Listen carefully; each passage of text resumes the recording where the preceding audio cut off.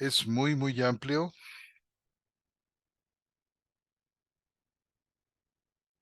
Eh, Quizás una hora no nos bastaría para cubrir muchísimos detalles que habría que cubrir. Em, yo creo que tengo más o menos unos 30 y tantos años de estar estudiando el tema.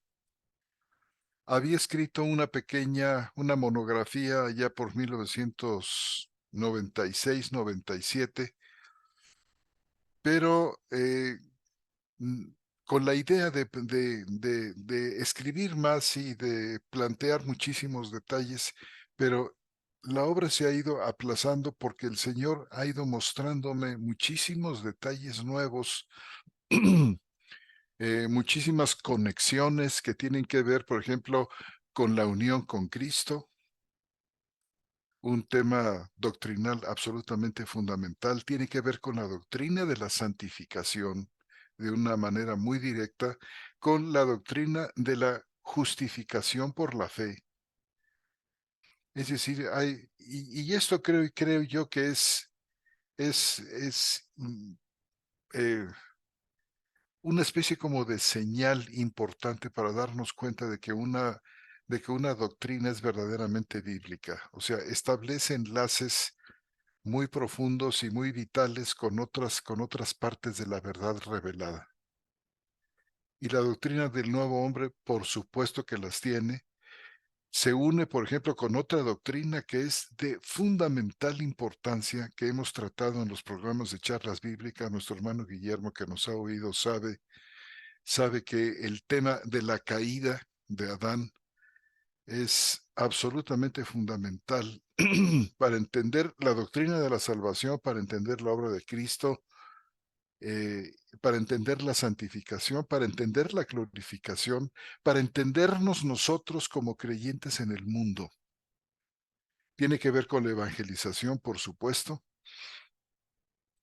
Eh, y bueno, voy a tratar de resumir para ustedes algunas de las ideas más fundamentales, más básicas de esta doctrina del nuevo hombre, en la esperanza de que por fin pueda yo terminar de plasmar todas estas cosas en un libro que ya mi esposa ya verdaderamente me está arreando verdaderamente y diciendo: ¿cuándo vas a acabar con ese libro? Estamos esperando el libro, ¿cómo es posible que te tardes tanto? Y bueno, tiene razón, por supuesto, y yo creo que ya estoy en condición de poder, eh, pues, escribir y detallar estas importantísimas verdades del nuevo hombre. Eh, Todo comienza, hermanos, con el tema de la caída. ¿Por qué surge el nuevo hombre? A causa de las consecuencias terribles que se originaron en la caída, donde la imagen de Dios, a través de la cual fue formada, fue plasmada en Adán, entendiendo a Adán como el varón y la hembra, Adán y Eva, porque así dice Génesis que los dos fueron llamados Adán. Eh, Después de la caída, o a causa más bien de la caída, esta naturaleza de Dios con la que fue formado Adán, que estaba pues llena de cosas maravillosas y estupendas, eh, no es que se abolió ni que se destruyó. O sea, la imagen de Dios, a pesar de la caída del pecado de Adán, permanece en nosotros. Ciertamente, y aquí utilizo un término que muchísimos escritores bíblicos han utilizado para referirse a esta situación. Está dañada. La imagen de Dios como resultado de la caída está dañada en el hombre. Esto ha provocado que, que la humanidad entera, completa desde el primer hombre hasta nuestros días, sea esclavo del pecado. tenga una tendencia dominante contra Dios, sea el enemigo de Dios. Ese extrañamiento que se produjo en el Edén como resultado de esta traición, podemos llamarla, por parte de Adán, provocó, por ejemplo, que Adán se escondiera de Dios.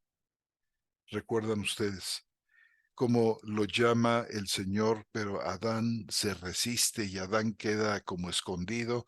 Los dos se cubren luego con hojas vegetales que había ahí.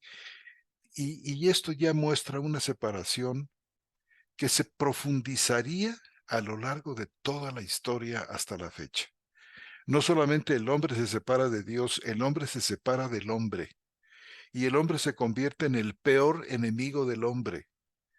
Y el segundo pecado que se menciona en las Escrituras después de la rebelión de Adán es precisamente Abel matando a su hermano, Caín matando a su hermano Abel, perdón. Fíjese cuál es este segundo pecado que se menciona. La muerte. El hombre mata al hombre. El hombre se vuelve contra el hombre mismo. Este ha sido el espectáculo de la historia a través de miles de años. Guerras continuas, matanzas, eh, contaminación moral de todo tipo. Tan fuerte fue este asunto que el Señor decidió acabar con la humanidad. ¿Recuerdan ustedes el diluvio? Pero como nuestro Señor tenía un plan de redención y había un proyecto divino, maravilloso, antes de la creación del mundo, donde a nosotros nos fue dada gracia antes de los tiempos de los siglos, como dice segunda de Timoteo, el Señor preservó a un pequeño grupo, a Adán y a Noé y a su familia. Sin embargo, ellos al paso del tiempo, pues ellos ya contaminados con este pecado de Adán, con esta naturaleza pecaminosa que los gobernaba y los dominaba. Ustedes saben cómo esto volvió otra vez a un grado de descomposición muy grande y el Señor en la paciencia de Dios no destruyó una vez más a la humanidad justamente con ese pacto que hizo Dios con Noé, que es un pacto de preservación de la creación. Dios dijo que no volvería a hacerlo. Nuestro Señor tenía puesta la mirada en la manifestación del Hijo, la segunda persona de la Trinidad. Y a su tiempo aparecería y con él toda una serie de bendiciones incalculables, maravillosas, de las cuales nosotros venimos a ser herederos. Una de estas bendiciones es el hombre nuevo. Y es en Cristo Jesús que la maldición de Adán es enfrentada. Recordamos un pasaje fundamental que está en Romanos capítulo 5 y versículo 12 en adelante. Ustedes conocen esto muy bien. Dice capítulo 5, versículo 12 de la carta a los Romanos. Dice, por lo tanto, como el pecado entró en el mundo, muchas gracias hermano. Por tanto, como el pecado entró en el mundo por un hombre y por el pecado la muerte pasó a todos los hombres, por cuanto todos pecaron. Aquí habría que hacer una pequeña nota con respecto al griego de esta parte final. La mayoría de las versiones traducen, vierten por cuanto todos pecaron. En realidad, el juego de palabras que tenemos ahí, que es una preposición y un pronombre relativo, debería traducirse mejor, y aquí hay una muy interesante conjunción de opiniones a favor de esto que les voy a decir. Realmente debería decir La muerte pasó a todos los hombres, en base a lo cual, con el resultado que todos pecaron. Aquí la idea de por cuanto todos pecaron da la idea como de que es una culpa compartida. Porque por un lado dice aquí, el mundo entró por un hombre y por el pecado en la muerte, y la muerte pasa a todos. Pero cuando nos dicen por cuanto todos pecaron, está diciendo, bueno, no solamente fue el pecado de Adán el que trajo esta situación de muerte, sino el pecado personal del resto de la gente. Este por cuanto todos pecaron tiene esta, esta flaqueza que incluye al pecado de los hombres, y esto en contra de todo el resto del pasaje hasta el versículo 19, donde se establece un contraste entre Adán y Cristo. Y dice, por ejemplo, en el versículo 15 que tenemos aquí, y yo creo que de aquí en adelante está muy bien traducido, dice, pero el don no fue como la transgresión, porque si por la transgresión de aquel uno murieron los muchos, fíjese, la transgresión de uno causa la muerte de muchos. Entonces dice, abundaron mucho más para los muchos la gracia y el don de Dios por la gracia de un hombre Jesucristo. Y dice el 16, y con el don no sucede como en el caso de aquel uno que pecó, porque ciertamente vino el juicio a causa de un solo pecado para condenación. O sea, no hay el pecado de muchos que trae condenación. Esto es otro tema que el apóstol Pablo trata en otras partes de Romanos. De hecho, Romanos capítulo 2, 3, 4, habla, por supuesto, del pecado personal. Pero aquí en este pasaje el tema es el pecado de Adán que hace a los hombres pecadores. Es decir, y nosotros somos pecadores porque lo somos por naturaleza. Es decir, pecamos porque somos pecadores y no al revés. Nos volvemos pecadores porque pecamos. No, esta no es la enseñanza. Y entonces la idea aquí es de que por un solo pecado de un hombre llega, fíjense ustedes, dice el versículo 15, no sé ese cuadrito si lo pudiésemos quitar para leer. Gracias, hermano. Dice, porque si por la transgresión uno murieron los muchos. Luego dice el 16, que vino juicio a causa de un solo pecado para condenación. Versículo 17, pues si por la transgresión de uno reinó la muerte. Versículo 18, por la transgresión de uno vino la condenación a todos los hombres. Por el pecado de uno, por el pecado de uno, por el pecado de uno, y las consecuencias fueron verdaderamente de desastre.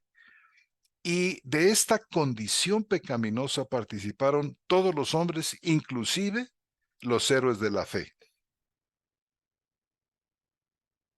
Abraham, Noé, David, todos y cada uno de los seres humanos que descendemos de Adán, arrastramos esta condición de miseria, esta condición de esclavitud al pecado, de propensión contra Dios, de animadversión contra el Creador. Y esta situación no tiene una resolución plena y definitiva, sino hasta que aparece Jesucristo, hasta que se da la situación del nuevo nacimiento, hasta que viene el don del Espíritu Santo que es derramado de una manera muchísimo más abundante y muchísimo más profunda que inclusive los héroes de la fe. Abraham tuvo el Espíritu, lo tuvo ocasionalmente, como lo tuvo David.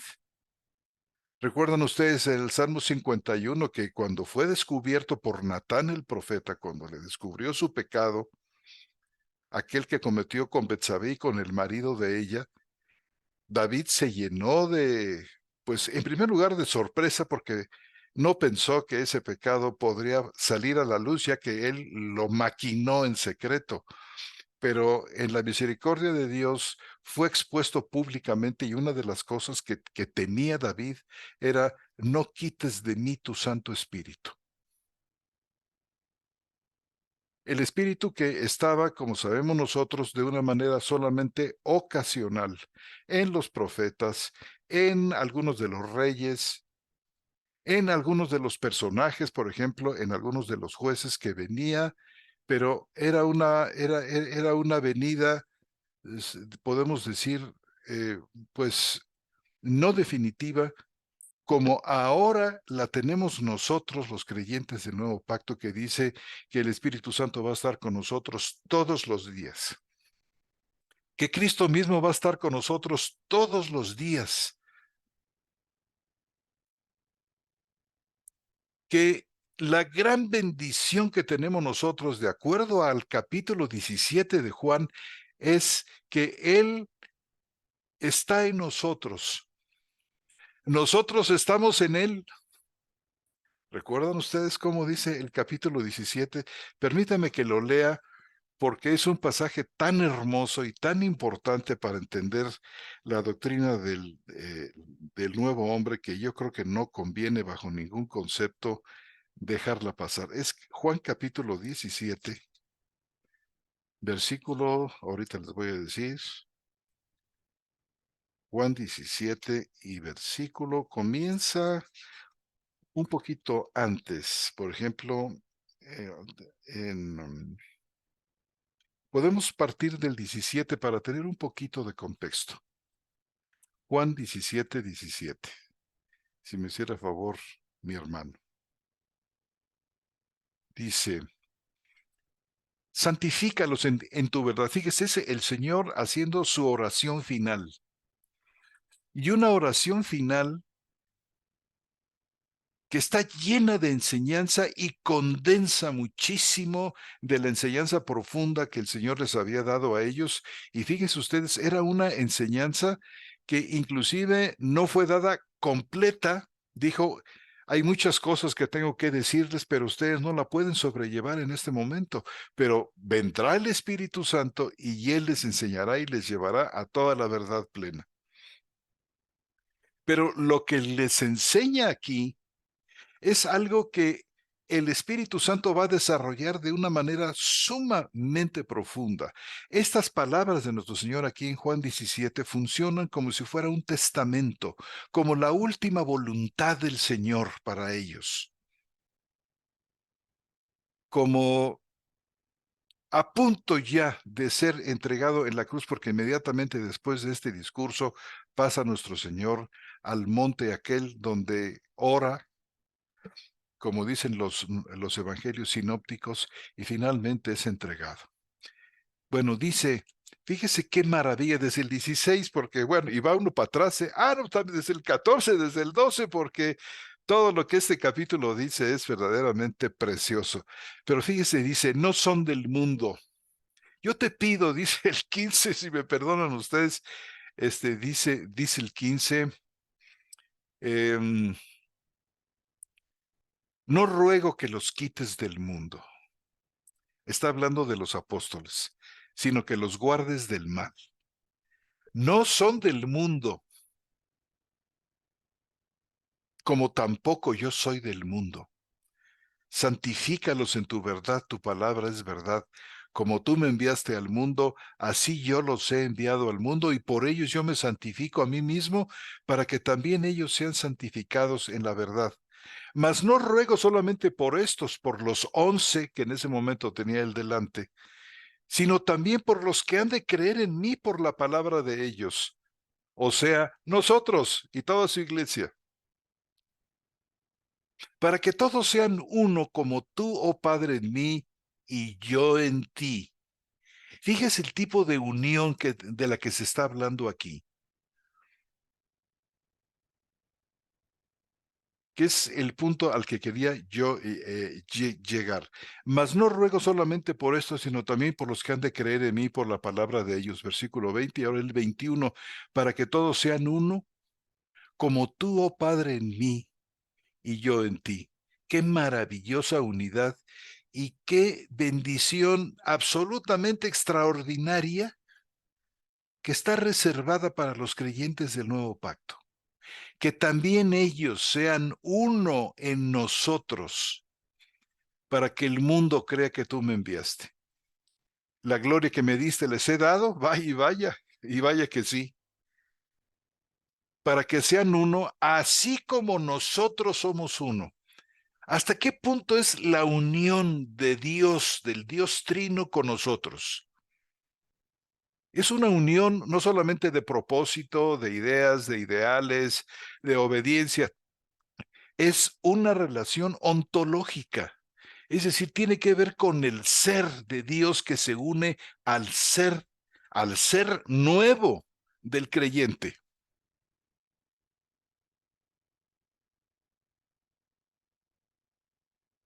A esto le llamaban los antiguos con una palabra que les va a sonar quizá un poco rara, una palabra de esas domingueras, muy especial, pero que con mucho gusto se las voy a pasar aquí y les voy a decir qué significa.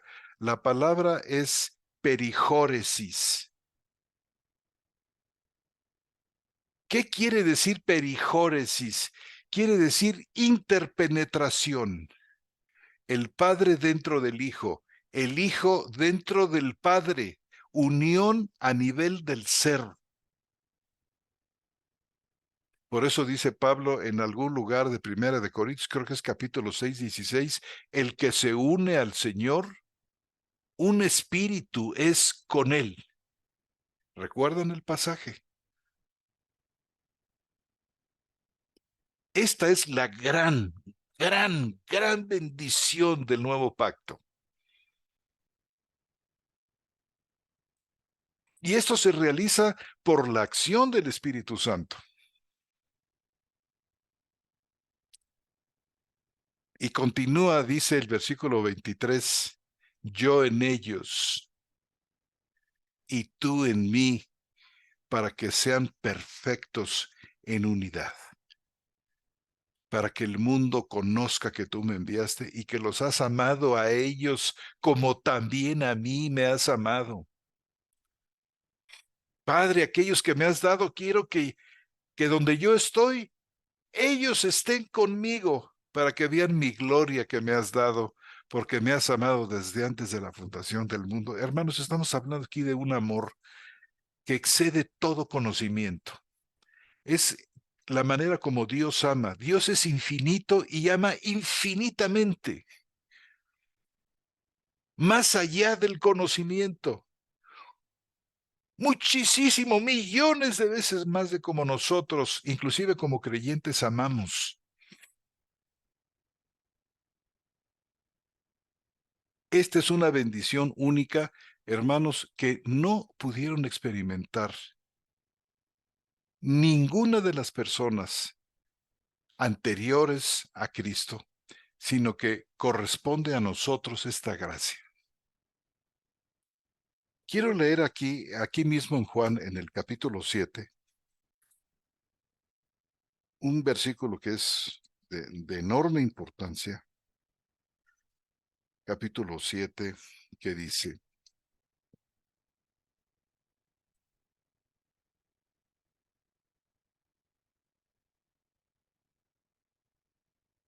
capítulo 7, versículo 37. Qué bueno que están poniendo aquí los versículos, es utilísimo. Fíjense, hermanos, qué cosas profundas tiene la Santa Escritura. Dice, en el último y gran día de la fiesta. Ya esto fue pues muy cerca ya de la muerte de nuestro Señor. En el último y gran día de la fiesta, Jesús se puso en pie y alzó la voz diciendo, si alguien tiene sed, venga a mí y beba. El que cree en mí, como dice la Escritura, de su interior correrán ríos de agua viva. Esto dijo del Espíritu que habían de recibir los que creyesen en él. Noten ustedes, porque aún no había venido el Espíritu Santo, porque Jesús no había sido aún glorificado. Esta venida especial a la que se refiere nuestro Señor. Esta venida del Espíritu Santo es esta que Él ha venido explicando a lo largo del Evangelio. Es la presencia continua, permanente del Espíritu, no solamente la venida ocasional del Espíritu, que venía en un tiempo y se retiraba, como por ejemplo en el caso de Sansón, ¿recuerdan ustedes? Que a veces se pregunta uno, bueno, pero ¿cómo es posible que se mencione a Sansón como héroe de la fe cuando vivía de una manera muy disipada? Sansón era un gran pecador, pero venía el Espíritu Santo y ¿qué hacía? Tomaba una quijada de burro y mataba a no sé qué cuántos filisteos. Venía el Espíritu Santo y hacía proezas de este tipo como en el último día, cuando estaba él recargado en las columnas del templo de Dagón, ciego. ¿Recuerdan ustedes cómo es que viene el Espíritu del Señor, se recarga Sansón en aquellas dos columnas que servían para sostener todo el templo aquel, y el templo se viene abajo? Muere Sansón y mueren muchísimos filisteos. Era esporádica y generalmente era para hacer grandes señales y grandes cosas, portentos. Pero el Espíritu Santo viene ahora para sostener una obra salvífica de dimensiones incalculables que tienen que ver con el nuevo hombre. Fíjense que aquí, por ejemplo, la Biblia textual en la cuarta edición traduce de una manera muy literal el versículo 37, el versículo 7, perdón, donde estábamos ahora. Muchas gracias, hermano. Donde fluirán ríos de agua viva, esto dijo cerca del Espíritu, versículo 39, que iban a recibir los que creyeran en él. Fíjese cómo dice aquí, porque todavía no había Espíritu. Esta es la traducción exacta literal. Por supuesto, el Espíritu Santo ha existido desde siempre, no se refiere no contradice el tema de la eternidad del Espíritu, pero no había Espíritu en este sentido pleno que nuestro Señor tenía planeado en el nuevo pacto. Y no había venido, dice, porque aún no había sido aún glorificado, es decir, era necesario que Cristo muriera y resucitara para entonces enviar el Espíritu Santo, que es lo que ocurrió precisamente en Pentecostés después de la muerte y resurrección del Señor. ¿Lo recuerdan? Que dijo, quédense ustedes en Jerusalén, les dijo unos minutos antes de ascender a los cielos, ¿verdad? Y porque yo derramaré el Espíritu Santo sobre ustedes.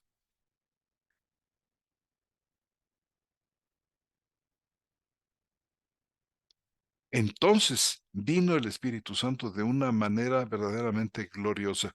Fíjense, hermanos, que el estatus, o sea, la posición y la condición de los creyentes en el nuevo pacto supera de una manera muy notable a la posición de los santos del Antiguo Testamento, los santos judíos. No piensen ustedes que hay de mi parte algún tipo de menosprecio, absolutamente que no. Son nombrados y muy bien nombrados en Hebreos capítulo 11. Estos magníficos hombres. Ahora, noten ustedes que, por ejemplo, cuando Juan el Bautista eh, envía a aquellos mensajeros, ¿recuerdan ustedes? A preguntarle al Señor si él era el Cristo, si algún tipo de duda que entró en Juan. Y miren que Juan ya había declarado cosas por el Espíritu Santo acerca de Cristo absolutamente notables. Este es el Cordero de Dios que quita el pecado del mundo. Declaraciones extraordinarias.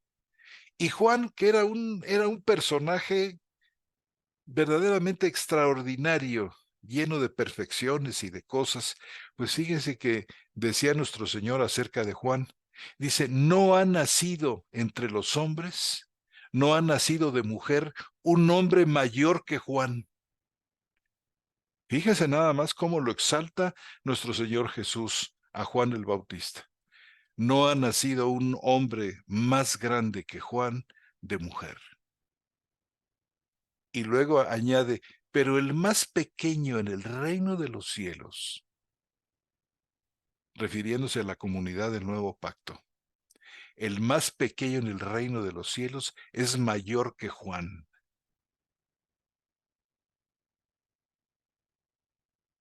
O sea, ¿de qué manera el Señor eleva a Juan? Pero hace una comparación interesantísima porque dice, siendo Juan el mayor de todos los santos del Antiguo Testamento hasta esa fecha, porque dice, no ha nacido un hombre mayor que Juan hasta este momento.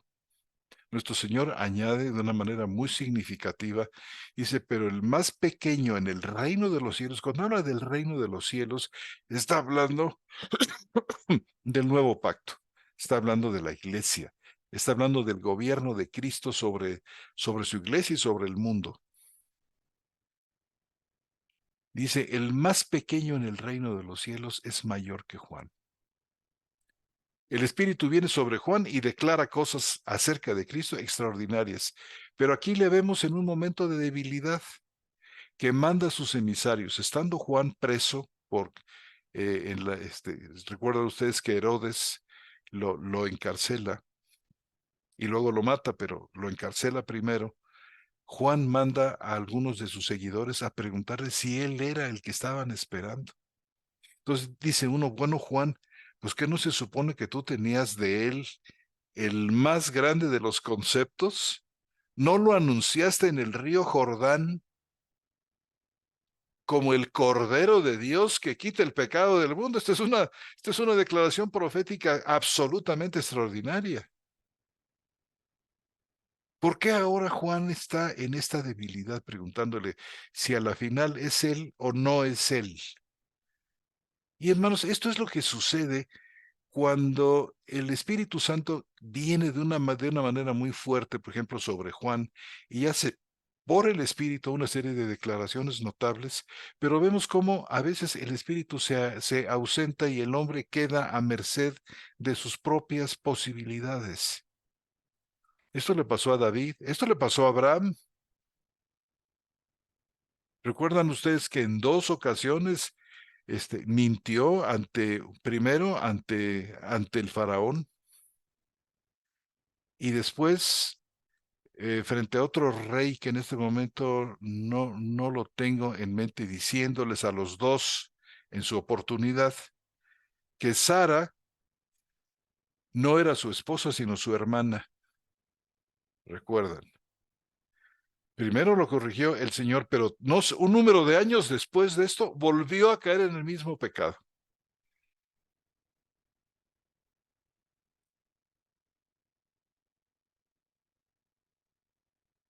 ¿Y qué es lo que vemos aquí? Estos pecados vienen a desacreditar a estos grandes hombres de Dios absolutamente. Y vemos cómo la Biblia es tan clara, no tiene pelos en la lengua para poder hablar de las debilidades y de las flaquezas de estos hombres, pero también de las grandes cosas, porque no es en este sentido que Dios mide la grandeza de los hombres, sino los mide a través de su misericordia, de su amor y de su plan salvador. Todos estos hombres del Antiguo Testamento eran hijos de Adán, como lo somos nosotros, con una salvedad muy importante para ellos, como también para nosotros. ¿Qué es lo que recibieron estos santos del Antiguo Testamento? Hay muchas cosas que nosotros compartimos con ellos, otras cosas que el Señor nos ha colocado a los creyentes del nuevo pacto en una situación, en una condición, en un estatus mucho mejor que el de los santos del Antiguo Testamento. Por ejemplo, ¿qué tenemos nosotros en común con ellos? Tenemos el perdón de los pecados. Es muy ilustrativo, muy importante que ustedes sepan cómo es que los pecados de todos aquellos santos del viejo pacto fueron perdonados. Y quiero que vayamos a la carta a los Hebreos para que ustedes vean este versículo que es inmensamente iluminador y que nos presenta esta verdad. Repito que insisto en que estoy hablando de las cosas que tenemos nosotros en común, nosotros los creyentes del nuevo pacto, que tenemos nosotros en común con los santos del viejo pacto. Vamos al capítulo 9 y versículo 15 de la carta a los Hebreos. 9:15. Muchas gracias. Fíjense, hermanos, cuántas cosas hay aquí, de veras que es necesario sacar una lupa, así como esta, una lupa y irnos, eso es una metáfora, por supuesto, sacar nuestra lupa y leer las escrituras con una lupa, con la lupa de la ayuda del Espíritu Santo, encomendándonos a Él, leyendo para nosotros, leyendo despacio, leyendo en oración, que el Señor nos muestre, nos hable al corazón, nos muestre estas cosas. Son los tesoros que nosotros como creyentes guardamos como un legado que no se va a olvidar nunca, nunca. Esta es la enseñanza de la que dice Pablo, si es que fueron enseñados por Dios, y por supuesto que sí, los creyentes del nuevo pacto somos enseñados por Dios. Ahora, fíjense ustedes cómo dice el versículo 15, para que notemos además una de las tantas glorias del nuevo pacto. Dice, así que por eso es mediador de un nuevo pacto, para que interviniendo muerte, fíjese, aquí está el punto. Es aquí en que vemos cómo los santos del antiguo pacto recibieron el perdón de sus pecados, cosa que tenemos en común con ellos. Dice, para que interviniendo muerte, o sea, Cristo es el mediador de un nuevo pacto, para que interviniendo muerte, su muerte en la cruz, para remisión de las transgresiones que había bajo el primer pacto, los llamados reciban la promesa de la herencia eterna.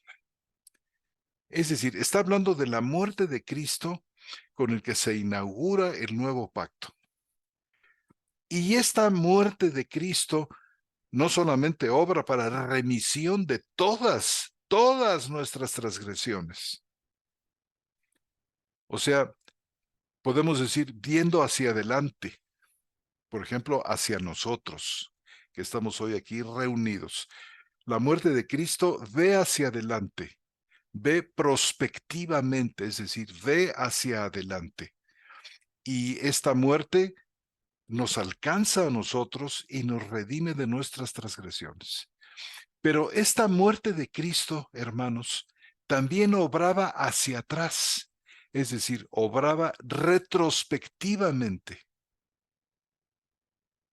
Por eso dice aquí que intervino muerte para la remisión de las transgresiones que había bajo el primer pacto.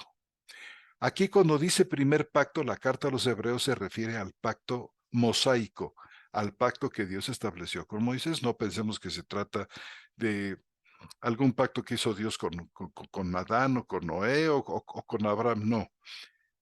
Primer pacto en la carta a los Hebreos, en esta nomenclatura de la carta a los Hebreos, primer pacto se refiere al pacto con Moisés. ¿Cómo fueron perdonados los pecados de los santos que vivieron en el pacto mosaico? Pues porque por fe, porque aquí la fe es fundamental, no nos salvamos por ninguna otra cosa que no sea por fe. Por eso en Hebreos capítulo 11 se habla de la fe. Por fe hicieron esto, por fe hicieron lo otro, por fe, por fe, por fe. Este es el medio, el instrumento de Dios para nuestra salvación, la fe. Los santos del viejo pacto se presentaban ciertamente en el templo, llevaban sus sacrificios, celebraban la Pascua, cumplían con todo este ceremonial que se había impuesto en la ley. Es decir, la vida inocente del animalito que llevaban cubría, aunque de manera temporal, los pecados de aquella persona que que los ofrecía. Símbolo del Cristo que vendría después.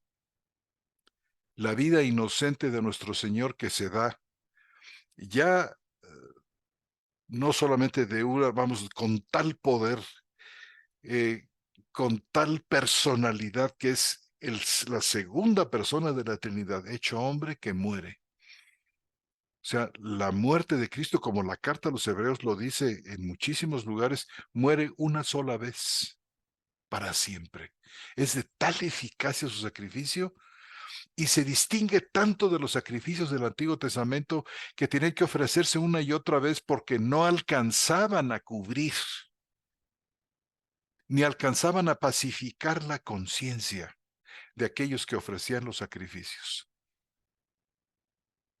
Por eso era necesario que hubiera siempre sacerdotes que estuvieran ofreciendo una y otra vez la Pascua cada año, los muchos sacrificios que se demandaban en la ley para el perdón de los pecados, pero debido a que eran simples animalitos, no alcanzaban realmente una remisión plena y perfecta, pero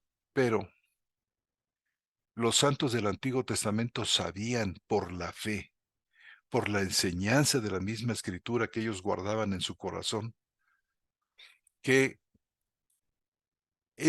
que por ejemplo el Cordero de la Pascua simbolizaba al Cordero que vendría más adelante y que quitaría para siempre el pecado. Esto ya se los había enseñado el Espíritu Santo a través de Isaías, ¿recuerdan?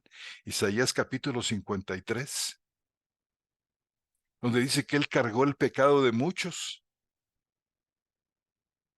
que Él era como el Cordero que fue llevado al matadero. O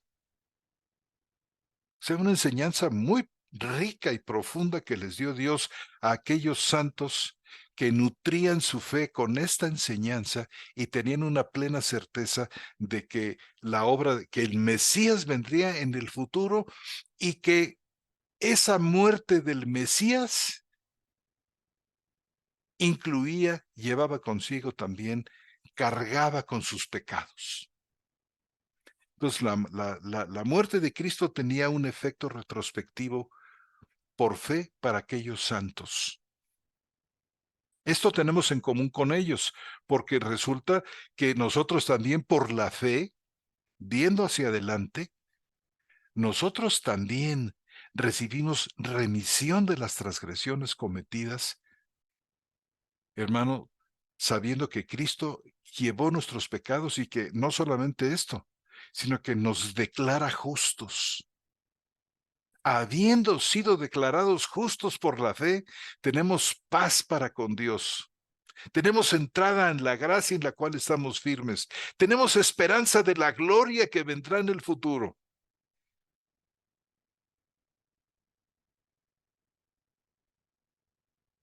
Entonces, es así como ellos recibieron el perdón de sus pecados, que es lo que ellos tuvieron. El Espíritu Santo venía sobre ellos de una manera ocasional, pero nosotros tenemos la presencia del Espíritu Santo de una manera permanente. Es esta enseñanza fundamental la que está ligada, está vinculada con con la creación del hombre nuevo que se menciona en Juan capítulo 3, donde dice, os es necesario nacer de nuevo, nacer del agua y del espíritu. Si no, no pueden entrar, si no, no pueden ver el reino de Dios. Y esto fue profetizado de una manera muy sencilla por Jeremías en el capítulo 31. pero de una manera especialmente notable, hermanos y hermanas queridas, a través del profeta Ezequiel.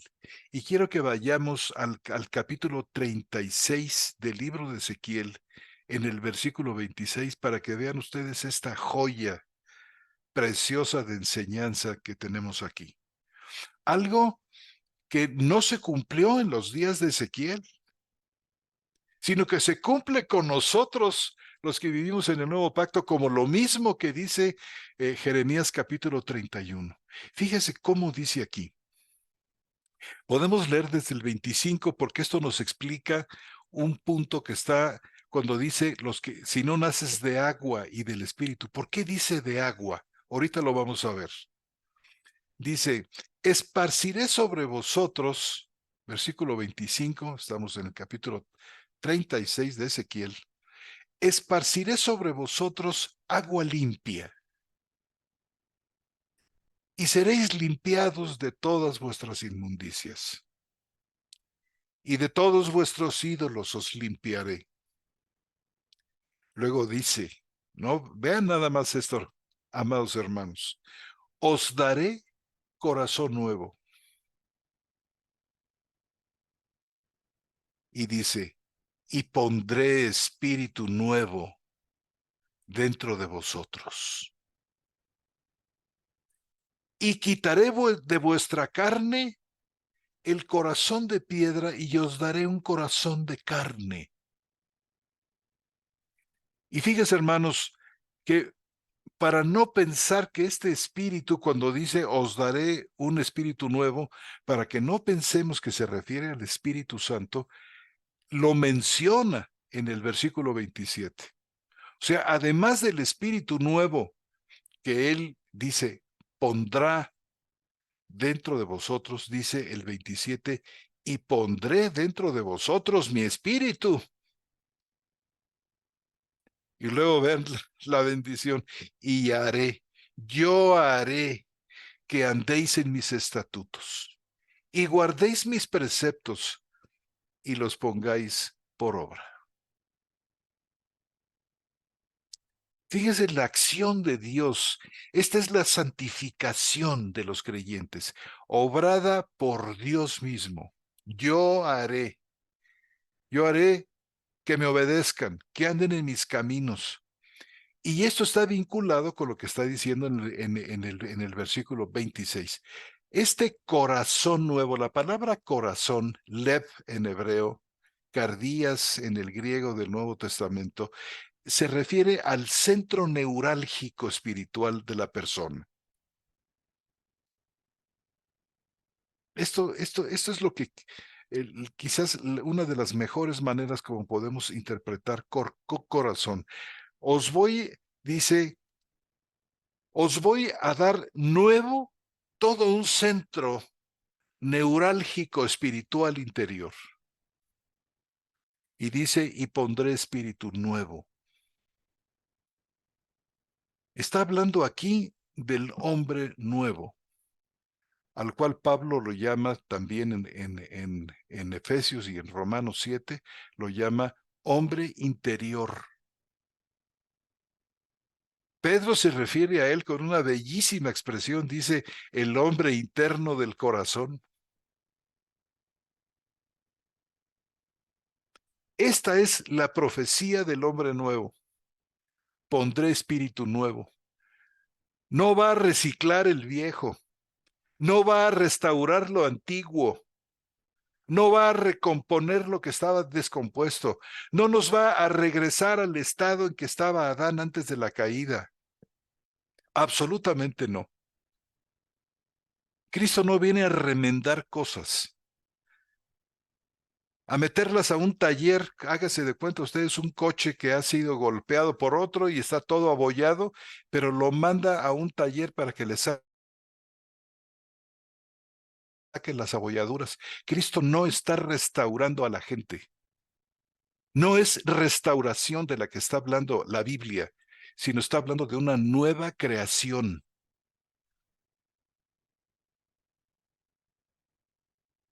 Dice que Él hace nuevas todas las cosas. En el nuevo pacto no tenemos nosotros un rearreglo de lo viejo, sino la creación de algo totalmente nuevo y distinto. Esto es lo que nace en el nuevo, en el famoso nuevo nacimiento.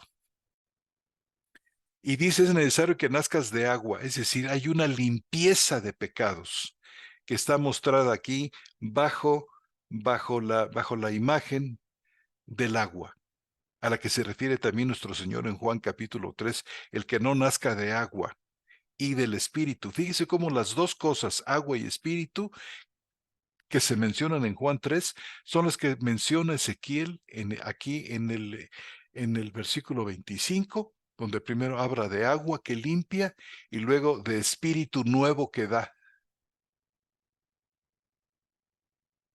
Y este espíritu nuevo que pone Dios en nosotros no pertenece a la vieja creación, no es una compostura del viejo espíritu adámico que recibimos nosotros de nuestros padres, sino es una nueva naturaleza, un nuevo espíritu que Él deposita dentro de nosotros.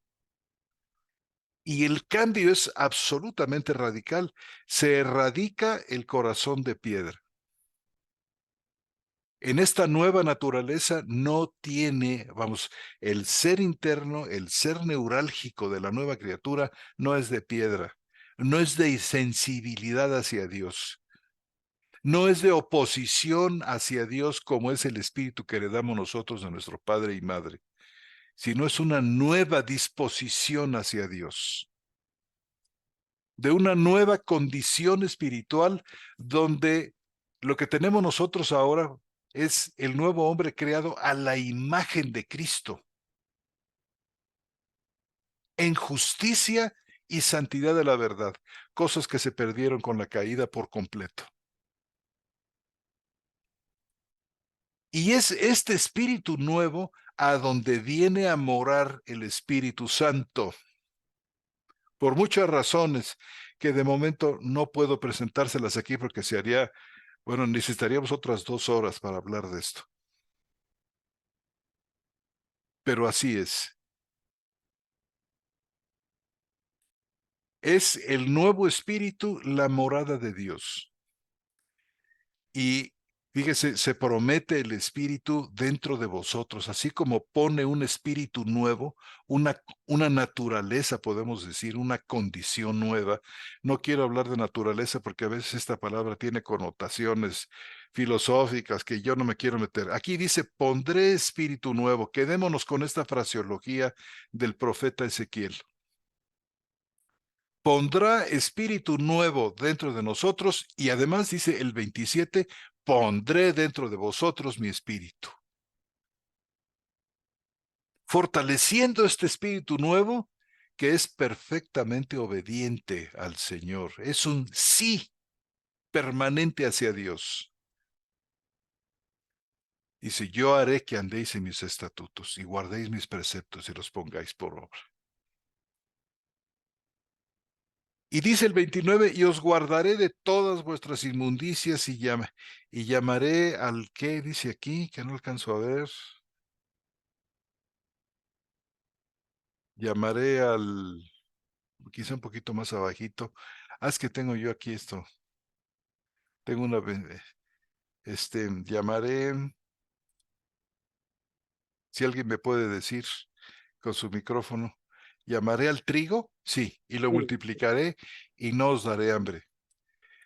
Dice, multiplicaré asimismo el fruto de los árboles y de los campos para que nunca más recibáis. Pero hay una palabra aquí muy importante que dice, y vosotros seréis mi pueblo y yo seré vuestro Dios. Es una palabra muy importante porque es la famosa fórmula del pacto. Cuando Dios hace un pacto, como los que hizo en la antigüedad, siempre decía, y vosotros seréis mi pueblo y yo seré vuestro Dios.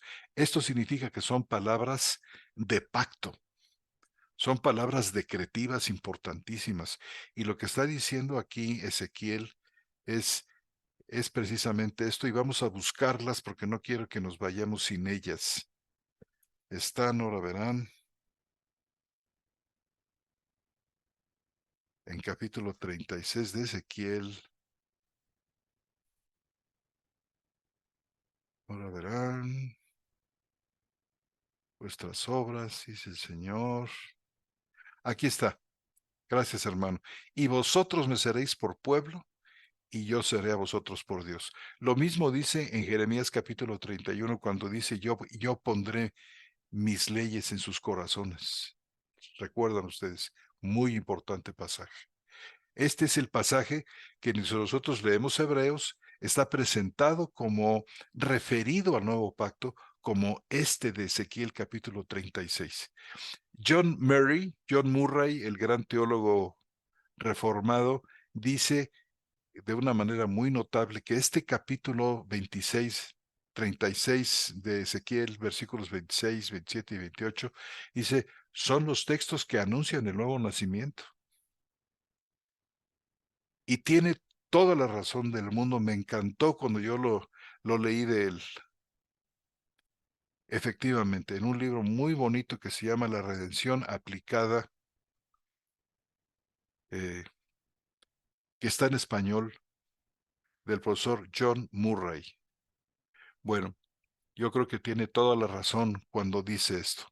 Esta palabra de Ezequiel se cumple hasta el nuevo pacto. Quiere decir que esta fue una bendición de la que no disfrutaron los santos del Antiguo Testamento. Es decir, está hablando del nuevo nacimiento. Espíritu nuevo, limpieza absoluta de pecados, presencia del Espíritu Santo para siempre. Esto no lo tuvieron ni Abraham, ni Moisés, ni Abel, ni ninguno de los santos del viejo pacto. Es una bendición característica y única de los creyentes del nuevo pacto. Esto contestando a la pregunta de nuestro hermano que me hacía al principio de esta reunión. Fíjese hasta dónde vengo yo a contestar aquí, pero tenía mucho interés en que vieran ustedes todo este trasfondo doctrinal, que captaran ustedes la idea de la caída y sus consecuencias, aunque hay muchísimo más que decir de esto. Una situación me refiero a la caída, que era sin escapatoria, sin puertas abiertas, una cárcel perpetua, hasta que vino nuestro Señor. Y así como Adán con un solo pecado trae muerte, y con un solo pecado trae condenación, y con un solo pecado trae horrores de cosas, así nuestro Señor dice, con un solo acto de justicia, con uno, trae vida eterna, trae justificación, trae reconciliación. Muchos dicen, pero ¿cómo es posible que yo sea culpable del pecado de Adán? Si Adán pecó, pues allá que cargue él con todas sus consecuencias. Decir, bueno, pues entonces tú también te vas a tener que salvar a través de tus obras buenas.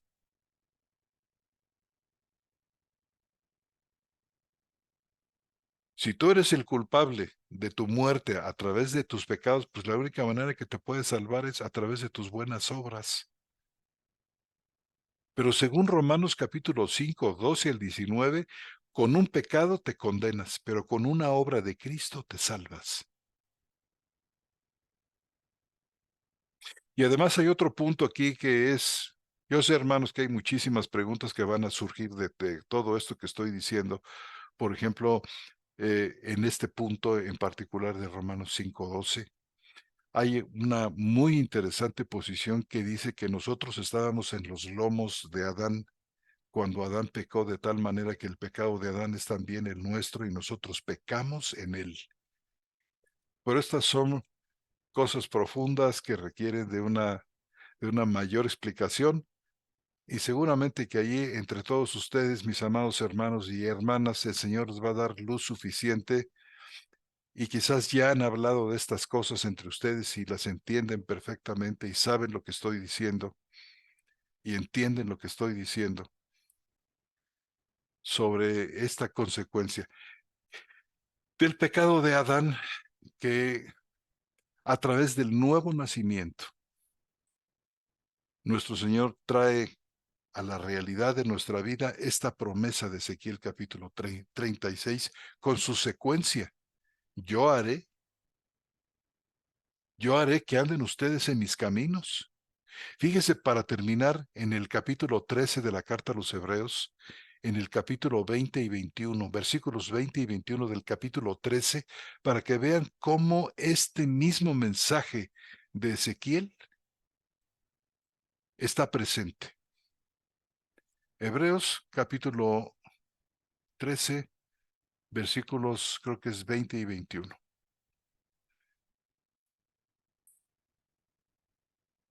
Fíjese qué cosa tan preciosa. Noten ustedes que no hay desperdicio de una sola palabra en toda la Biblia.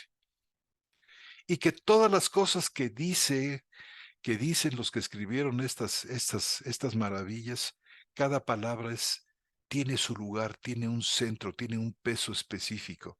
Dice, y el Dios de paz, que resucitó de los muertos a nuestro Señor Jesucristo, el gran pastor de las ovejas.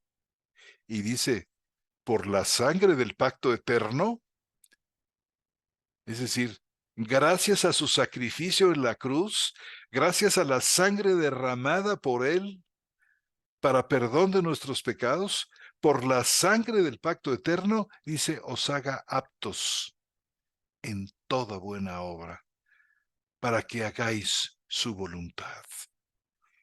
Fíjese cómo se desprende de esta sangre del pacto eterno, no solamente el perdón de los pecados, no solamente la declaración de que somos justos delante de Él, como dice Romanos 5:1, sino también la santificación. Dice, es por la sangre del pacto eterno que os haga aptos en toda obra buena para que hagáis su voluntad. ¿No es lo mismo que está diciendo Ezequiel? Yo haré que anden en mis caminos. Y fíjese cómo dice aquí, haciendo Él en vosotros lo que es agradable delante de Él por Jesucristo. Yo haré, dice en nuestro Señor a través del profeta Ezequiel. Yo haré que anden en mis caminos y ya anden en todas las obras que yo mandé. Es lo que está diciendo aquí, inclusive de una manera más profunda, haciendo Él en nosotros. O sea, hay un avance, si ustedes notan, hay un avance desde el Antiguo Testamento al Nuevo, cómo se va abriendo en revelación por un lado, en, y en revelación de la bendición profunda, a medida que van pasando los años, los tiempos y las eras. Fíjense aquí, haciendo Él en nosotros, o sea, ya nos engarzamos con Juan capítulo 17. Yo en ellos, tú en mí, Padre. Es que Él estando en nosotros ahora, Él en ese cumplimiento de Ezequiel capítulo 36 que dice, pondré mi espíritu dentro de ellos, Él estando en nosotros, haciendo en nosotros lo que es agradable delante de Él por Jesucristo, al cual sea la gloria por los siglos de los siglos. Amén. Así como en Hebreos tenemos unas palabras fuertísimas contra la apostasía, que a veces piensa uno que será posible que esto esté diciéndolo a los cristianos. En el capítulo 6 o en el capítulo 10, 11 de la carta a los Hebreos. Pues en Hebreos tenemos las palabras más seguras y más fuertes que afianzan nuestra posición delante de Él. Por ejemplo, en el 10:14 de la carta a los Hebreos, dice que Él nos lleva a la perfección absoluta, dice, santificándonos cada día. Fíjese qué cosa más preciosa de pasaje. Aunque me gusta más la versión de la Biblia textual, porque le da, ahorita les voy a explicar por qué. Dice, muchas gracias, dice, con una sola ofrenda ha hecho perfectos. Fíjense el tiempo perfecto del verbo. Acciones pasadas que alcanzan hasta nuestro presente. Ha hecho perfectos. Además, es una acción pasada que tiene efectos permanentes y durables. Ha hecho perfectos para siempre a los que están siendo santificados. No solamente a los santificados, como dice Reina Valera o dicen otras. No, aquí está, aquí hay un participio en voz pasiva que habla de la acción de Dios que se realiza sobre nosotros y que es presente. Dice, dice, perdón, en el 14, a los que están siendo santificados. O sea, Dios está santificando todos los días. ¿Cómo? Haciendo Él en nosotros lo que es agradable delante de Dios. La obra profunda de Dios en la nueva criatura, en el nuevo espíritu que Él ha depositado dentro de nosotros.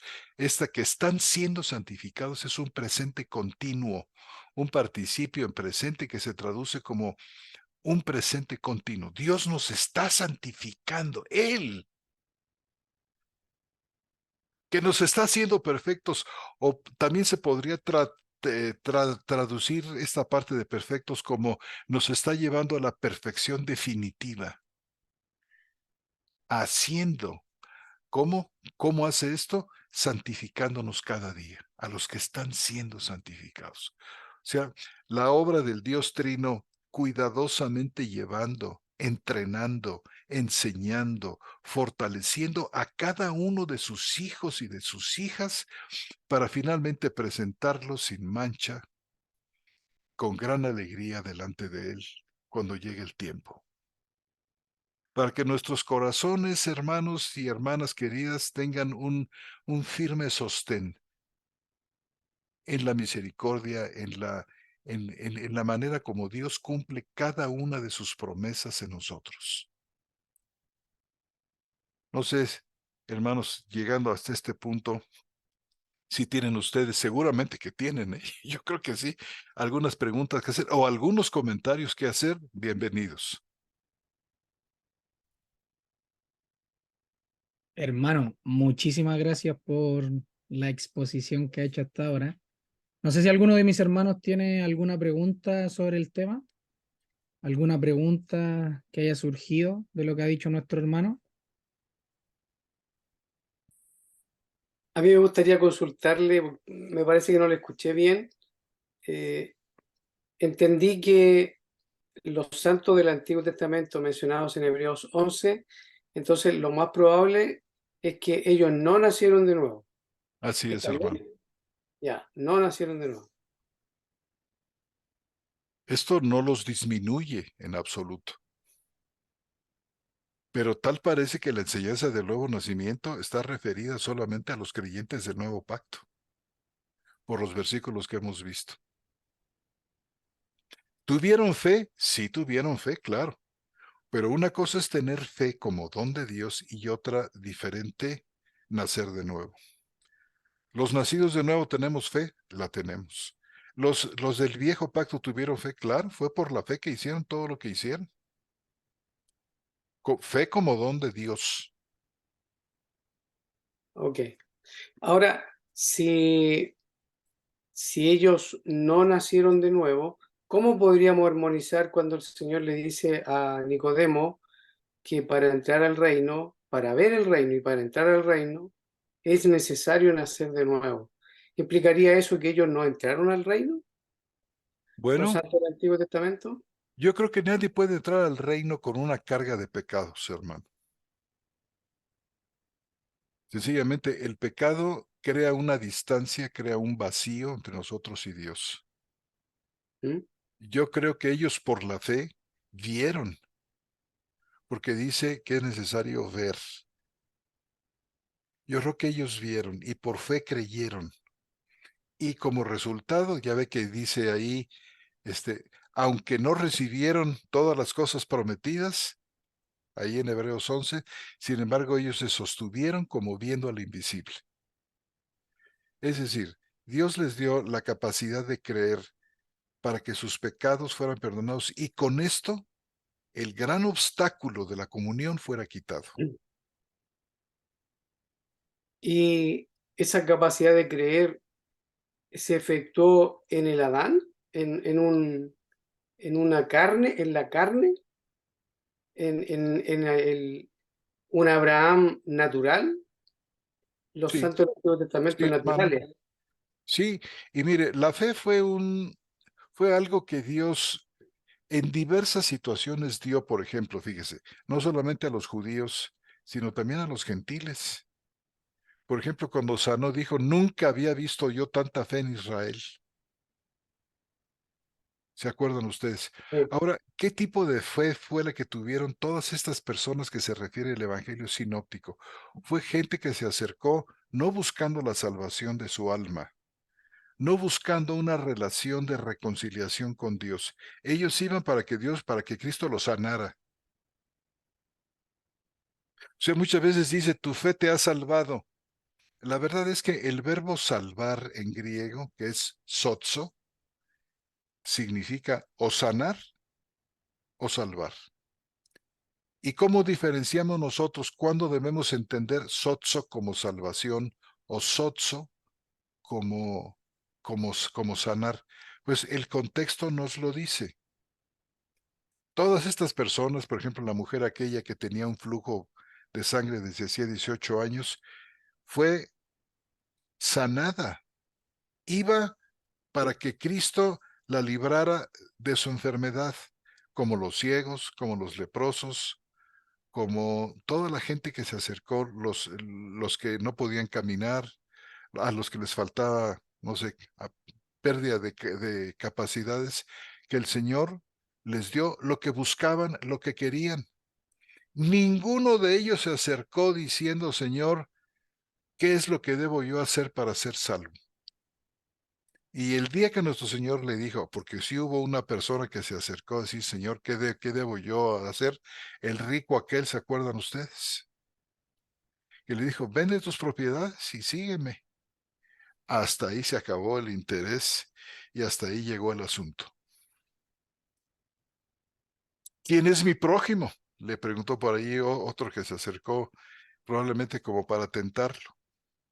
Y entonces plantea la parábola aquella recuerdan ustedes, del buen samaritano. O sea, si nosotros vemos cada uno de los milagros y qué fue lo que recibieron, pues recibieron lo que buscaban. ¿Y qué era? En todos los casos fue su sanidad. Hasta ahí les alcanzaba la fe.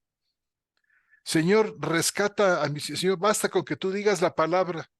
Y esto lo dijo a alguien que no era judío. Y le dijo, ni en Israel he hallado tanta fe. O sea, Dios dio fe al israelita, sí. ¿Se la dio al hombre natural caído? Sí, por supuesto. Se las dio, Entonces, sí. disculpe, entonces deberíamos entender que los santos del Antiguo Testamento fueron salvados de una manera distinta a los del Nuevo, No, porque cuando dice en Juan capítulo 1, los versículos 11 y 12 y 13, a los suyos vino, los suyos no le recibieron, y cuando dice en el versículo 12, más a todos los que le recibieron, a los que creen en su nombre, les dio potestad de ser hechos hijos de Dios. Y ujú. dice, los cuales no son engendrados ni de sangre, ni de carne, ni de voluntad de varón, sino de Dios. Si los santos del Antiguo Testamento no nacieron de esa forma, o sea, no nacieron de nuevo, entonces, ¿cómo es que ellos se salvan? ¿Cómo es que llegan a ser hijos de Dios? Ellos, hermanos, se salvan por el perdón de los pecados.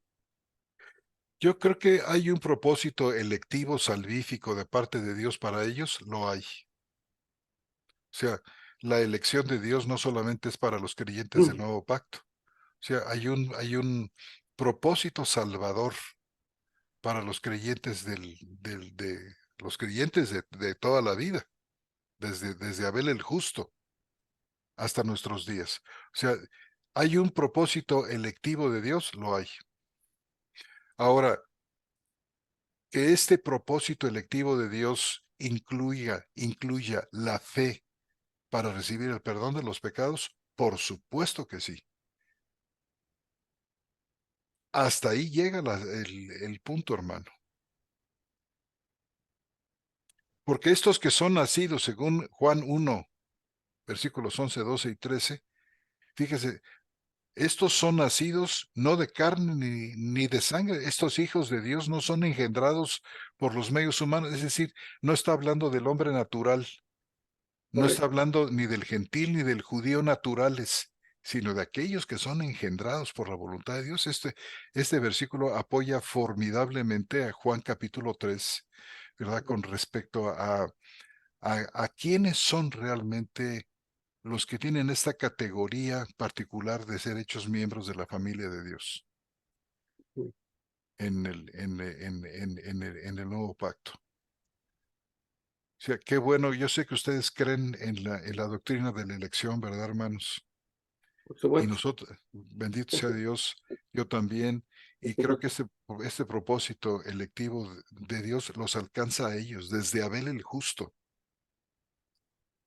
¿verdad? Hasta nosotros. Ahora, que en este propósito electivo Dios tenga una serie de bendiciones especiales para los que están en el nuevo pacto, por supuesto, este nuevo pacto tiene condiciones que no había en el viejo pacto. Ahora, aquí podemos hablar, hermanos, de que hay, digamos, hay un aspecto de continuidad entre los pactos del Antiguo Testamento. Si ustedes ven, por ejemplo, cuando se inaugura el pacto mosaico, Moisés dice, esto es lo que había dicho Dios por medio de Abraham, que dijo esto y dijo lo otro. Cuando hay una refrendación del pacto mosaico, siempre hay una referencia hacia atrás para mostrar que hay continuidad. Igualmente, cuando, por ejemplo, el papá de Juan el Bautista en Lucas capítulo 1 habla del establecimiento del nuevo pacto, hace referencia a Moisés. O sea, hay una perfecta continuidad. No es como el dispensacionalismo que separa las dispensaciones, Mm, haciendo de tal manera que una no tenga relación con la otra. mm, Las condiciones con las que Dios salva a los que están en la edad de la inocencia o la edad de no sé qué, ya no son las mismas con la que siguió en la siguiente edad, que además es totalmente artificial esta separación de edades, con condiciones distintas de salvación que no se entrelazan. Al contrario, en la doctrina de los pactos tenemos nosotros una unidad perfecta. ¿Hay aspectos de continuidad? Por supuesto. O sea, nosotros vemos el gran propósito salvador de Dios en esta unión. Hay continuidad, sí, pero hay también discontinuidad. Es decir, cada pacto representa en algún sentido podemos decir, una mejora. Como dice la carta a los hebreos, dice, el primer pacto fue hallado con defecto, de tal manera que se hizo lugar para un segundo pacto. ¿Se acuerdan ustedes? ¿O no se acuerdan del versículo para mostrarlo? ¿Se acuerda usted, hermano Guillermo? A ver si me repite, por favor, que no le capté bien lo último. En el que hay aspectos, vamos, en la medida en que los pactos se suceden uno a otro, Sí. hay aspectos de ventaja entre los pactos. Por ejemplo, mire usted, Hebreos capítulo 8 dice, Hebreos capítulo 8, versículos 6, dice, pero ahora tanto mejor ministerio es el suyo, cuanto es mediador de un mejor pacto. ¿Sí? O sea, no son todos iguales. Hay continuidad, la hay. Hay también aspectos de discontinuidad en este sentido de que un pacto puede ser mejor que otro, por supuesto. Dice, un mejor pacto Mejores promesas. basado sobre mejores promesas. Y luego dice, fíjese bien, estamos en el versículo 7. Porque si aquel primero hubiera sido sin defecto, ciertamente no se hubiera procurado lugar para el segundo. Este segundo pacto es el pacto hecho en la sangre de Cristo. El primero es el mosaico, según la nomenclatura de la carta a los hebreos. El segundo es el pacto nuevo en Cristo Jesús. Ahora, ¿en qué sentido fue con defecto? En que el perdón de los pecados se hizo depender de la muerte del uso de sacrificio de animales. Y dice, no podía ser perfecto en cuanto a la conciencia. Esto está, ahora verá, le voy a decir dónde está con respecto a la conciencia. ¿Sí recuerdan ustedes el pasaje o no lo recuerdan? Aquí está, mire, en el capítulo 7, versículo 18. Dice, hay por una parte, versículo 18, queda pues abrogado el mandamiento anterior a causa de su debilidad e ineficacia, pues nada perfeccionó la ley y de la introducción de una mejor esperanza por la cual nos acercamos a Dios. Hay una parte aquí muy interesante donde habla de que no podía ser perfecto en cuanto a la conciencia los que practicaban El capítulo 10. Capítulo sí, 10 me parece que está. ¿es capítulo 10? Me parece que está en el 10 por ahí, por el 14, algo por ahí. Un poquito antes, pero está por ahí en el 10. Sí. 10:1. Dice, porque la ley teniendo una mera sombra de los bienes venideros, fíjese, el carácter de sombra que tenía el pacto mosaico, no de realidad como lo tiene el nuevo pacto, presenta aspectos, podemos decir, de discontinuidad con respecto al pacto mosaico, que no rompe la unidad. Pero en la elaboración de un nuevo pacto, el Señor propone cosas mejores. Dice, la ley teniendo una mera sombra de los bienes venideros, no la imagen misma de las cosas, nunca puede perfeccionar a los que se acercan por medio de los mismos sacrificios que se ofrecen continuamente cada año. De otra manera, no habrían cesado de ofrecerse. Pero vea usted, por ejemplo, lo que dice aquí este capítulo 10 en el versículo 8. Dice, diciendo primero, sacrificio y ofrenda y holocaustos y expiaciones sobre el pecado no quisiste ni te agradaron, las cuales cosas ofrecen según la ley, y diciendo luego, he aquí vengo, oh Dios, para hacer tu voluntad, quita lo primero para establecer esto último. Versículo 10 dice, en esta voluntad hemos sido santificados por la ofrenda del cuerpo de Jesucristo una vez y para siempre, y en verdad todo sacerdote está siempre ofreciendo día tras día repetidamente los mismos sacrificios que nunca pueden quitar los pecados. Versículo 12, pero Cristo, habiendo ofrecido una vez para siempre, fíjese esta repetición de una vez para siempre, contrasta con las muchas veces en que tenían los sacerdotes del viejo pacto que ofrecer sacrificios. Dice, habiendo ofrecido una vez para siempre un solo sacrificio por los pecados, se ha sentado a la diestra de Dios en adelante esperando hasta que sus enemigos sean puestos por estrado de sus pies, y con una sola ofrenda hizo perfectos para siempre a los santificados. Pero hay un pasaje aquí que habla El de que 22. la Oh, sangre de Cristo sí. el 22 está ahí. Parece que es el que busca, ¿no? El 22. Purificado los corazones de mala conciencia. ¿Ese? Acerquémonos. Sí, pero hay otro más muy, muy directo, hermano, que habla de, En el versículo 2 del mismo capítulo, ¿ese lo vio? ¿cómo dice, hermano? Si me hiciera favor de leerlo. El versículo 2 dice, de otra manera cesarían de ofrecerse, pues los que tributan este culto, limpios una vez, no tendrían ya más conciencia de pecado. Ese es. Ahí lo tiene. Ahí está. O sea, por un lado, los sacrificios de los animales no, no arreglan el problema de la conciencia, pero la sangre de Cristo sí. Y esta es la acción, este es una, no, vamos, no es un asunto meramente conceptual, sino es un asunto de la acción del Espíritu que da esta seguridad y esta paz de que el perdón pleno se ha efectuado. Por eso repite tantas veces, con una sola vez, con una sola vez, con una sola vez. Y bueno, pero regresando al punto que quería yo mostrar aquí, en el capítulo 8, dice 8:6,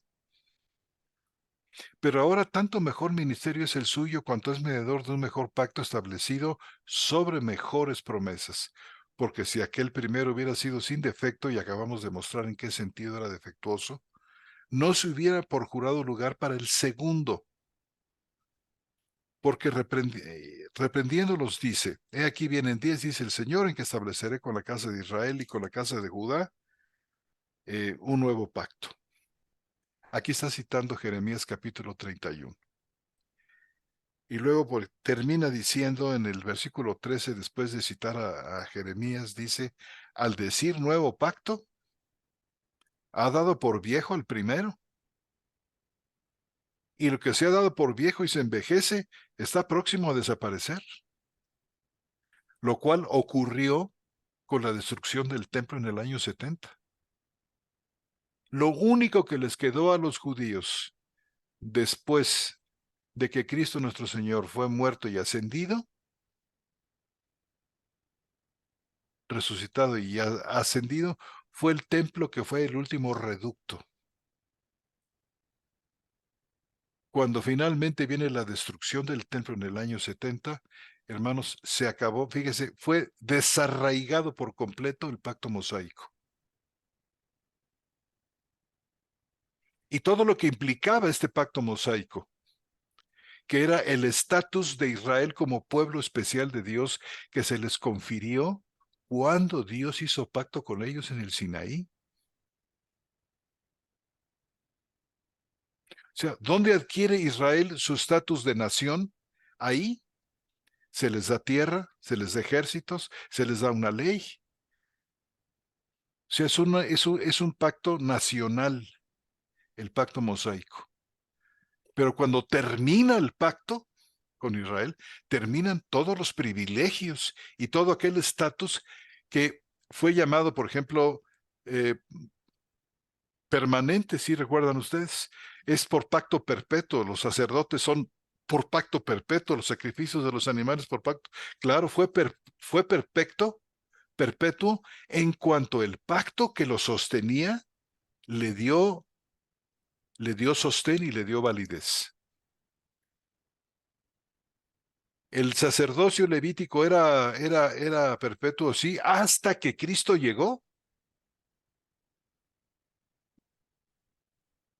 El sacerdocio levítico dejó de ser perpetuo cuando nuestro Señor, que es el sacerdote según el orden de Melquisedec, llegó. Y muchísimas cosas que eran consideradas perpetuas terminaron. Fueron perpetuas en tanto que el pacto que les daba sostén estaba en vigor. Pero cuando el pacto terminó, porque el pacto terminó, todas aquellas cosas que eran perpetuas dejaron de serlo.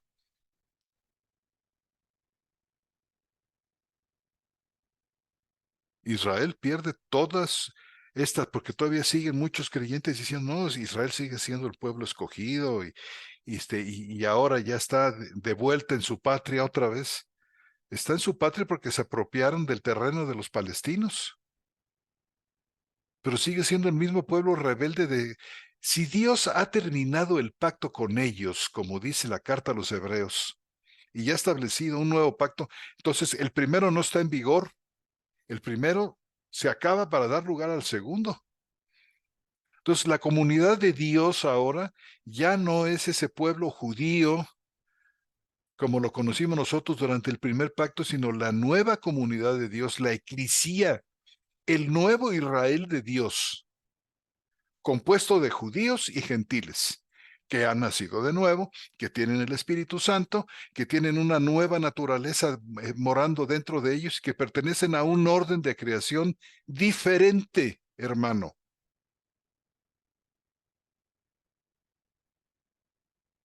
Aquí recurrimos, por ejemplo, a 1 Corintios 15. Dice que el primer Adán era de la tierra, era terrenal, pero el segundo Adán, que es Cristo, viene del cielo. Y dice, como Adán, así son sus descendientes. Pero como Cristo, el espiritual, así es su descendencia. Es decir, Cristo tiene una descendencia como la tuvo el primer Adán. El segundo Adán también la tiene. Y es esta nueva humanidad, es esta nueva creación que funciona sobre bases totalmente distintas, que es el nuevo pacto, hermano, que es definitivamente superior, como acabamos de leer, que el pacto mosaico.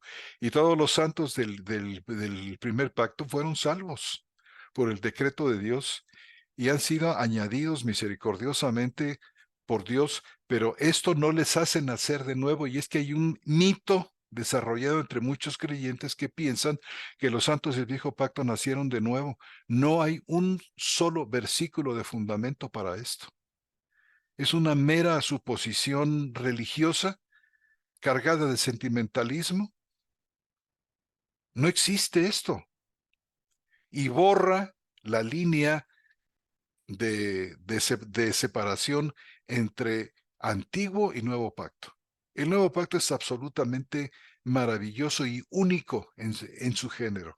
La iglesia de Dios viene a ser algo que no conoció ni disfrutó el Israel nacional. La iglesia no es un pueblo nacional, no tiene ejércitos, no tiene tierra, no tiene reyes ni jueces como lo tuvo este primer Israel.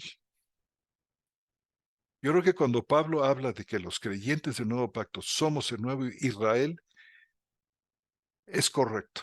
O sea, no nos estamos desproporcionando cuando decimos nosotros que la iglesia es el nuevo Israel, compuesto de judíos y gentiles, con la diferencia de que estos han nacido de nuevo, ¿verdad? Y podemos ver nosotros, no sé, en el primer sermón de Pedro, una diferencia inmensa de esos apóstoles temerosos que estaban guardados y escondidos bajo 7 llaves porque temían de los judíos, cuando ese Pedro se levanta y comienza a utilizar las escrituras de una manera absolutamente inédita, presentando un mensaje de salvación y presentando al Cristo, desafiando a los judíos que lo habían matado. No, hermano, es que, vamos, las diferencias entre un pacto y otro sencillamente son tan grandes, y somos nosotros tan inmensamente bendecidos de formar parte de esta comunidad del nuevo pacto, que tenemos de veras que pedirle al Señor que aumente nuestra conciencia de quiénes somos, revestidos de Cristo, donde no hay judío ni gentil. O sea, esa pared desapareció. No hay pueblo escogido de Dios, y menos estos judíos que yo conozco allá en Nueva York con sus sombrerotes de ala negra, con sus cairenes aquí, que no saludan ni a su mamá en la mañana, totalmente arrogantes, soberbios como Lucifer, que se creen, no sé qué se creen, que no son. Por más que se dejen los caireles y por más que usen la kipá y por más que utilicen todos los arreos que se ponen para darse ellos un estatus y una personalidad, hermanos, de cosas que el mismo apóstol Pablo aborrece. Cuando el apóstol Pablo dijo que teníamos que usar kipá, o que teníamos que seguir usando el talit, o que teníamos que... Hermano, o sea, la comunidad del nuevo pacto funciona de una manera radicalmente distinta a la del viejo, pero hay muchísimos ahora evangélicos que están regresando al judaísmo. Es más, muchas de las iglesias cristianas están formadas en un patrón que se parece mucho al de la sinagoga. Y muchísimos hermanos siguen estando en esclavitud. Como que muchos ya perdieron la idea de por dónde van los tiros con el cristianismo bíblico. Ya no saben para dónde. Y sí, hermano, tenemos que regresar a estas cosas tan básicas, nada más que cuesta mucho trabajo hasta decirlas. Hay muchísima gente que, por ejemplo, que se enoja muchísimo cuando les decimos que, ¿qué es lo que están haciendo? Dando dinero para que se levante el segundo templo a Jerusalén. Pero hay evangélicos que mandan millones de dólares para que levanten el templo, que no se están dando cuenta que no, que ya no hay templo ese que era sombra y figura, que Dios ha cambiado esta idea del monumento del mausoleo hecho con piedras por una idea maravillosa que es el templo de la iglesia, que es un templo, hermano, que es movible totalmente. ¿Dónde está la iglesia donde se reúne? Pero resulta que cuando se va cada quien a su casa, hermanos, el templo se volvió invisible. Si es un templo movible, es una idea genial de Dios que han querido muchos este, obliterar, construyendo casas y construyendo templos y casas de oración y no sé qué tantas cosas. Hermano, cuando la condición de la iglesia, que es generalmente perseguidos, necesitaba de esta especie de invisibilidad, pasar como desapercibidos. ¿Dónde se reúne la iglesia cada vez que se congrega? Donde sea. Allí está el Señor donde dos o tres se congregan y está su gloria y está la manifestación del Espíritu a todo lo que da. En tiempos de persecución, que no piense usted, hermano, que estamos lejos de la persecución. Es muy fácil decir, ¿dónde están los creyentes? Ahí en la esquina tal, en la 47 y la 32, ahí está el templo. Ah, pues fácilmente van y lo incendian. Pero cuando dicen, ¿dónde está la iglesia? Anda, anda, vete tú a saber dónde está. Porque un domingo se reúne aquí, el otro domingo se reúne allá, el martes se reúne acá, y saben, no hay manera de que nos puedan seguir la pista en los días de la persecución. Como que el cristianismo bíblico está ya tan lejos de lo que se está practicando hoy. Ya olvidémonos de la Iglesia Católica y de la Iglesia Ortodoxa y de todas estas antigüedades que no son otra cosa más que pésimos testimonios llenos de pederastas y llenos de gente que se adorna con gorros y sombreros y gorros y tienen una jerarquía. Y están los obispos y los arzobispos y los monseñores y los cardenales y los patriarcas y esto y lo otro. Hermanos, se perdieron en el mar que se inventaron, en el escenario que quisieron hacer. Y todavía muchos hermanos evangélicos están siguiendo traen todavía lastres de este cristianismo institucional que les estorba muchísimo, muchísimo, hermano. Todavía siguen dándole culto a los judíos, siguen mandándole dinero. A ver cómo pueden mandar dinero para levantar un templo que no va a servir otra cosa más que una especie de bofetón a Cristo de decir, nosotros no creemos que tú veniste y muriste moriste en el Calvario hace 2000. No, no, no, no, no. Seguiremos con los sacrificios de animales. Eso es lo que están haciendo al levantar un templo más. Es seguir dándole la espalda a Cristo, pero hay un montón de crédulos, ignorantes y tontos que siguen mandándole dinero a estos pensando que siguen siendo ellos el pueblo escogido. No hay más pueblo escogido que la iglesia, hermanos. Ni hay comunidad más elevada, ni llamamiento más sublime que el que tiene la iglesia. No hay otra cosa arriba de ella. Muchas gracias, hermano. Muchas, Perdón que muchas. me he extendido tanto. No, no se preocupe. Muchas gracias. Quizás surgen más preguntas, pero ahí también queda la invitación para usted que si le apetece y es la invitación que le hacemos a seguir con nosotros, quizás ¿Cómo ahondando más no? en el tema, ¿Cómo no, también, hermano? Pues buscaremos la oportunidad, claro que sí. también es bienvenido. Así que agradecerle en demasía por esta clase, por este paseo que nos ha hecho por la escritura a raíz del nuevo hombre. Así que muy, muy contentos con su presencia y con lo que el Señor ha puesto en su corazón también para con nosotros. Muchas gracias, hermanos. Una bendición, un privilegio estar con ustedes esta noche.